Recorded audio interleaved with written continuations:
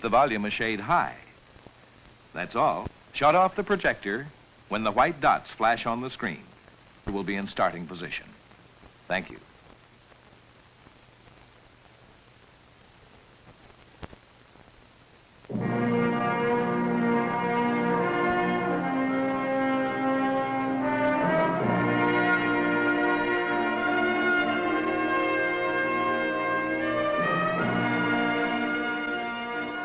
They call them contrails, those long white symbols of the jet age. Contrails, reaching out across a continent and an ocean.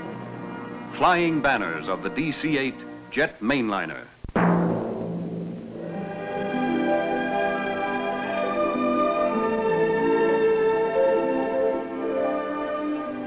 You look at the planes that are giving us the finest transportation we have ever known, and you think of words like newest and roomiest and best. But words alone are impersonal.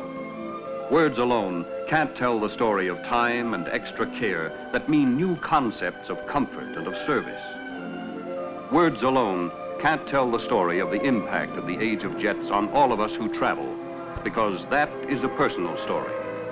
A story which, to be fully understood, must be personally experienced.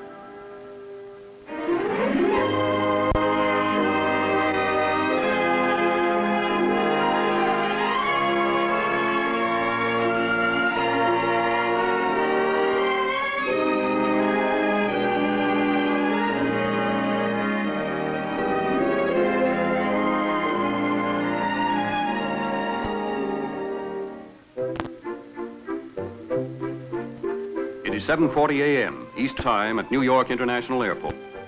As it is every day at this time, jet mainliner Flight 803 is being taxied to United's terminal for its 9 a.m. departure, non-stop to San Francisco. Across the continent on 803, more than 100 people will be going from New York to fly along with us. New York has more than 1 million visitors a day, and those popular jet mainliner flights travel pretty full out of the big city.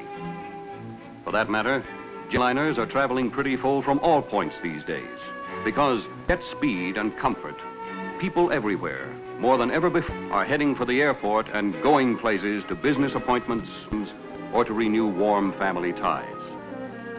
At the terminal, as usual, some passengers arrive a little early. And it's a good bet that you'll find first-timers on jet mainliners getting a preview of what's really new. They find that aft of the flight deck, the red carpet room stretches across the width of the plane and is an attractive entryway for first-class passengers as they board the plane and walk into the main cabin with its wide, two-abreast seating arrangement.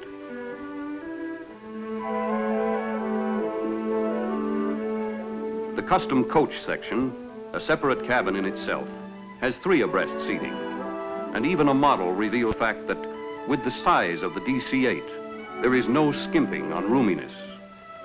The coach lounge, an exclusive feature of jet mainliner transcontinental travel, also serves as a roomy entrance at the rear of the plane. Passengers for 803 have already checked in their baggage, and it's on the way to be stowed in one of the jet mainliner's spacious cargo compartments. The luggage containers, preloaded in the terminal, are designed to give extra care to personal belongings. The protective containers and their contents travel as a unit and eliminate loading and unloading bags into cargo pits by hand. Now, 803 waits patiently on the ground. And yet, more than half a continent away, behind the scenes, at United's operating base in Denver, they already know 803's flight plan for every mile of its transcontinental journey. They know it because they made it at the largest airline weather and communications center in the world. From all over the northern hemisphere, the weather reports come in, from ships at sea and from aircraft, from Japan to the Arctic Circle. Basic weather data that can be translated into forecasts of weather and wind conditions up to 60,000 feet. It's a matter of taking the weather they're having in 1,001 different places and figuring out what that weather will be like at any given time along every mile of some 14,000 miles of United's routes. After the basic weather information is processed, Final decision for all jet mainliner flight plans is based on programming that data for a Bendix electronic computer. The computer will yield in minutes the precise answer it would take human experts hours to arrive at. You feed in your weather data, plus such items as payload, reserve fuel required, alternate airports, and out comes your answer in the form of a detailed flight plan. The flight plan for 803 has been transmitted from Denver via United's New York dispatch office to her captain and crew, who will fly her along the route and altitude selected with extra care for the smoothest and fastest ride. United Jet Mainliner, Flight 803, non-stop to San Francisco, now boarding at Gate 4. Last call, all aboard, please. And welcome aboard. For 2,500 miles or so, from the Atlantic seaboard, across the continent to the Golden Gate, you are the special guests of Flight 803. Up forward here, in the first class section, or aft in the custom coach section, the quiet speed and roomy comfort have been carefully designed and planned, especially for you.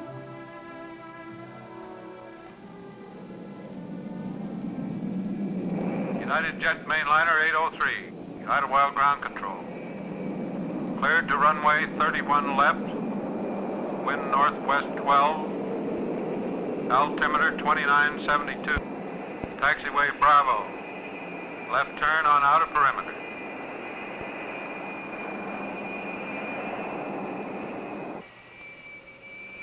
Idlewild Tower, United Jet Mainliner 803, ready for takeoff, over. United Jet Mainliner 803, cleared for takeoff. Full throttle commands 54,000 pounds of thrust. Ahead is the soaring wonder of jet flight.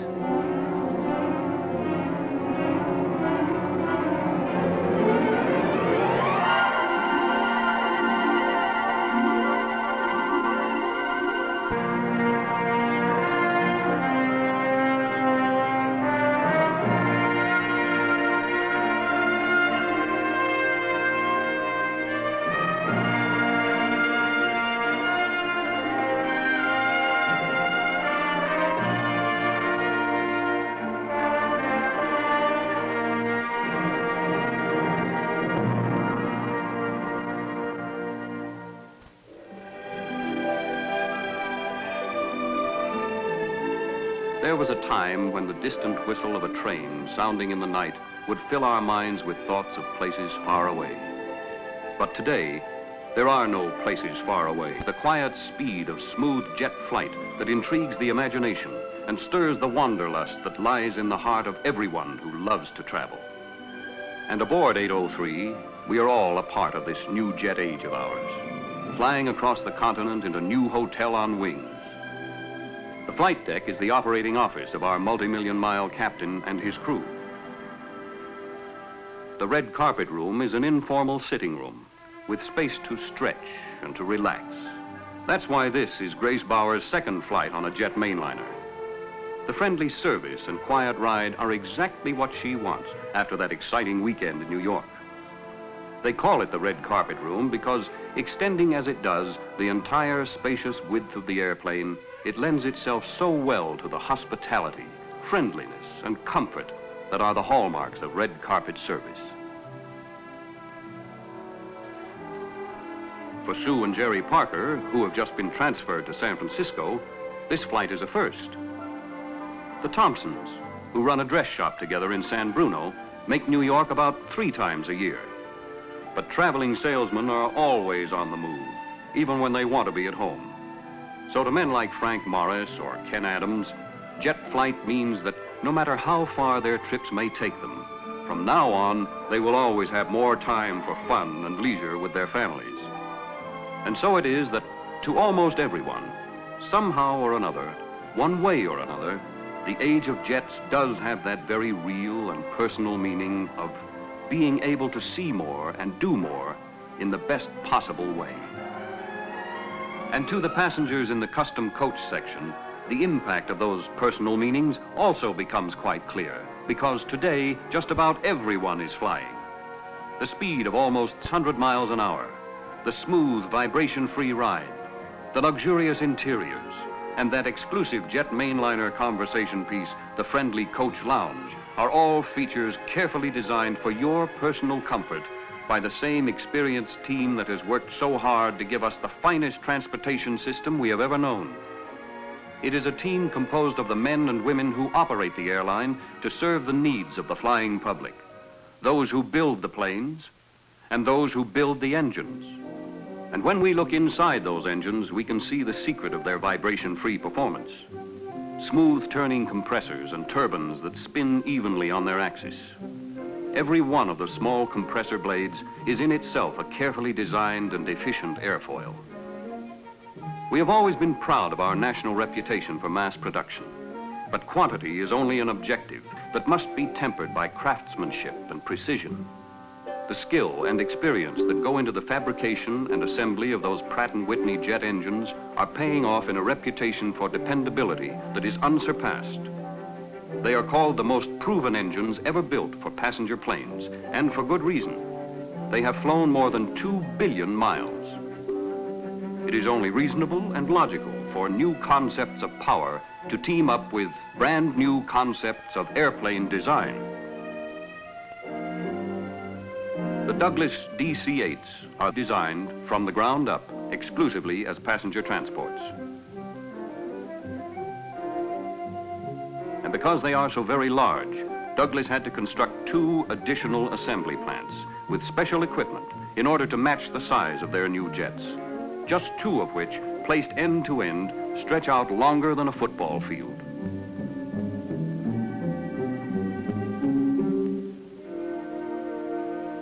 Because the DC-8s are the first of their kind, which have actually been designed exclusively and specifically for the needs and comfort of the people who ride them, they represent far more sophisticated facets of the art of jet design than speed and size alone. Systems tested and proved for function are also tested and proved for passenger comfort. Take the sound suppressors. More efficient at holding takeoff sound levels in the cabin to a minimum, they also incorporate special clamshell devices which close to reverse the jet thrust for smooth braking action during landings. And any way you look at it, the DC-8 is an inspiring fulfillment of its Douglas heritage, of planes whose dependability has earned such universal acceptance that Douglas has built more passenger transports than all others combined. The DC-3 dominated the air lanes for 10 years and more and flew New York to San Francisco in 17 hours, 29 minutes.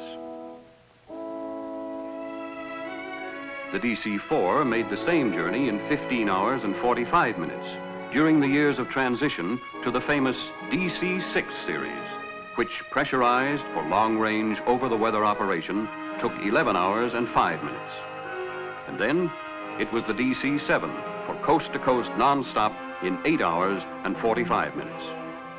And now, the DC-8, most respected member of the family, wings across the continent in as little as 5 hours. And today, flying to San Francisco on 803, with the operating member of that transportation team, the airline, one thing becomes quite apparent. An airplane is built only once. You have to fly it every day. And you do it with the comfort and well-being of the people whom you serve always as the one ideal uppermost in your mind. So you've taken extra care to specify and help design those personal touches that your long experience has taught you to understand so well. Private tables that are large enough and sturdy enough. Private tables that are independent of other people's privacy. You learn to provide a built-in reading light for the best visibility, day or night, but one that, moving with the chair, cannot intrude on those who would rather rest. And the roomy comfort of jet mainliner flight is made more pleasant still because the thoughtfully designed special and larger windows become picture windows to help your guests aboard enjoy a view that changes with the miles.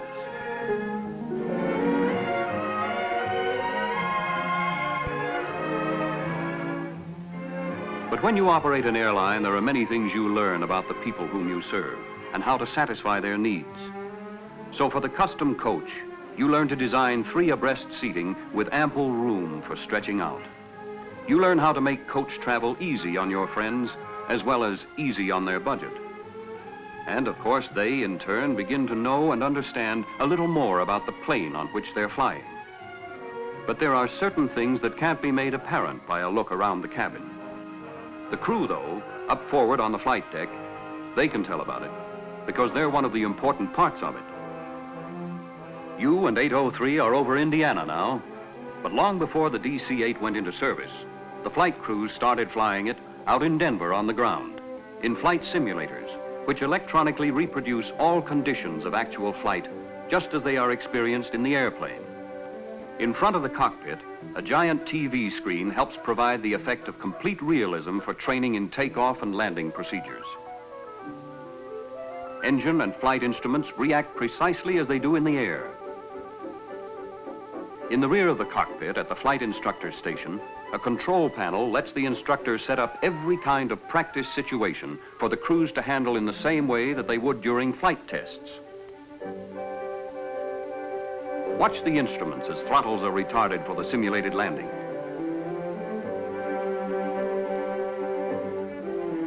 A couple of 100 yards away, the remote-controlled closed-circuit TV camera moves in perfect synchronization with the controls during final approach.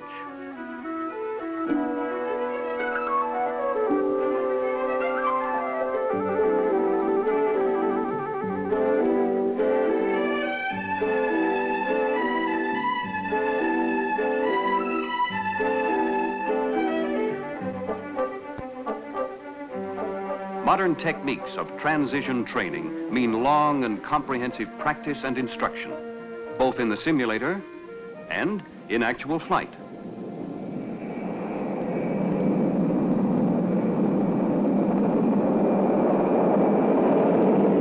To men who know, it takes more than a fleet of airplanes to operate a jet airline.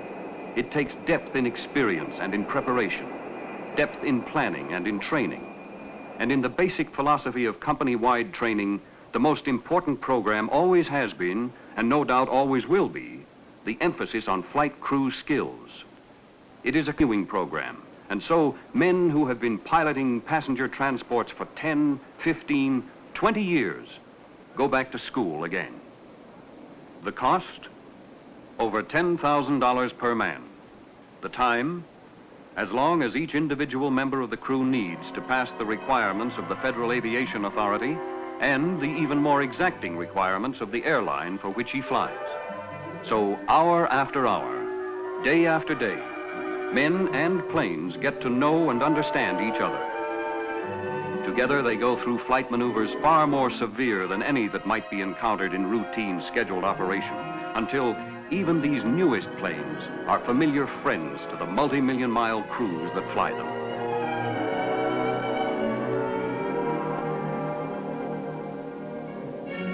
Depth in training. At United San Francisco Maintenance Base, the largest of its kind in the world, mechanics from all over the system are brought in for their comprehensive training programs which pinpoint every feature of the airplane. You can call it planning and preparation and training, but it all adds up to the extra care behind the scenes that, like the radar in the cockpit of your Flight 803 today, is helping to make your trip on 803 smooth and pleasant. It is an interesting and significant part of progress that as our planes fly faster, quieter, and higher, our ideals of personal well-being are also reaching to new heights.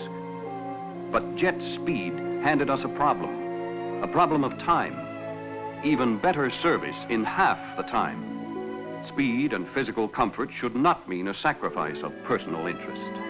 And so it is important that there still is always time enough to have a friendly word with a passenger traveling alone. Or for your stewardess to pin the wings of junior pilots on young and suddenly expanded chests.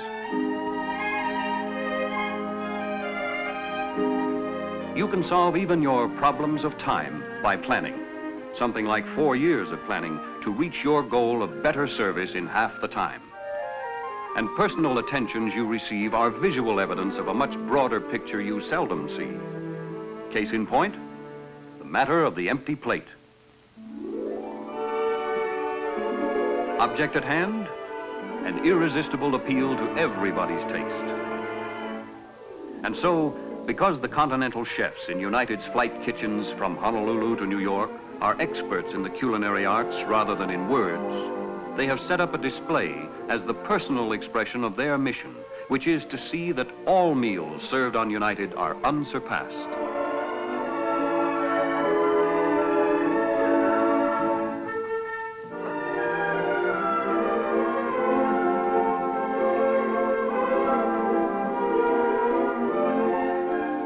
It is an unfair conspiracy by master chefs against those of us who have no strength of character at all. But any display would be incomplete without revealing if are prepared with served during flight time. A copper skillet breakfast with ham and sausage and tender steak, and that early morning coffee in a cup that's always full.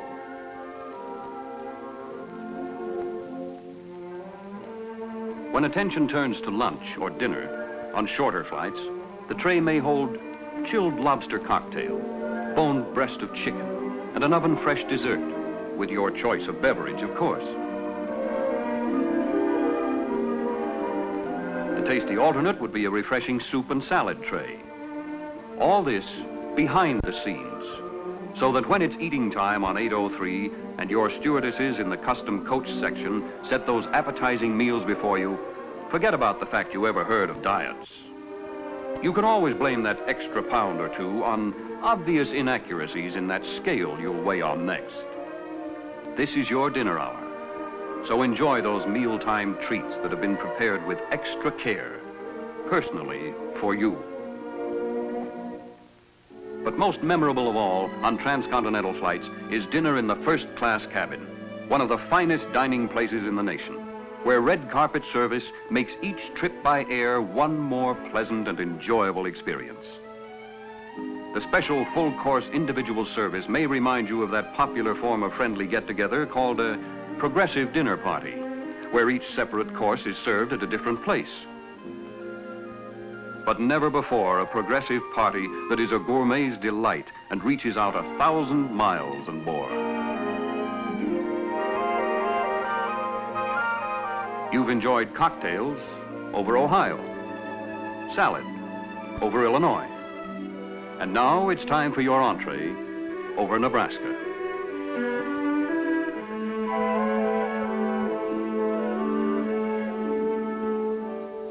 And when you're ready for your special dessert, say over Colorado, it will be, for some, a wonderful moment of decision.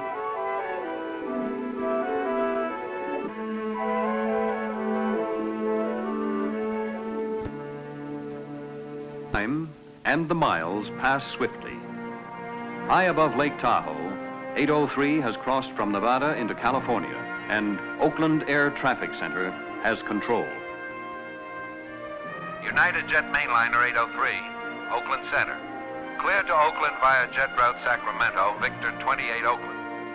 Cross Sacramento 20,000, Oakland 10,000. Maintain 10,000. Contact San Francisco approach control over Oakland.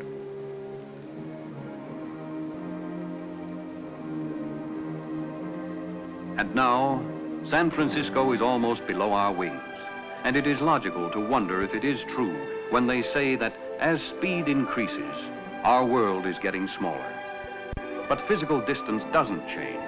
The world isn't smaller. It only seems that way because we are growing.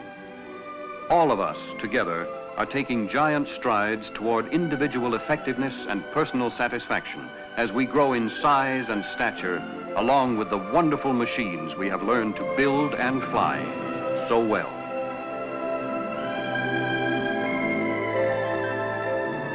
San Francisco Tower, United Jet Mainliner 803, over the gap on 3, clear to land.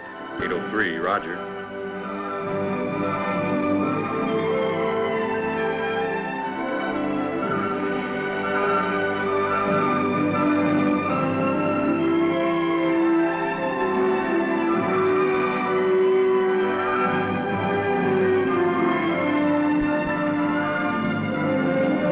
There is something special about what the best of the jets has brought us.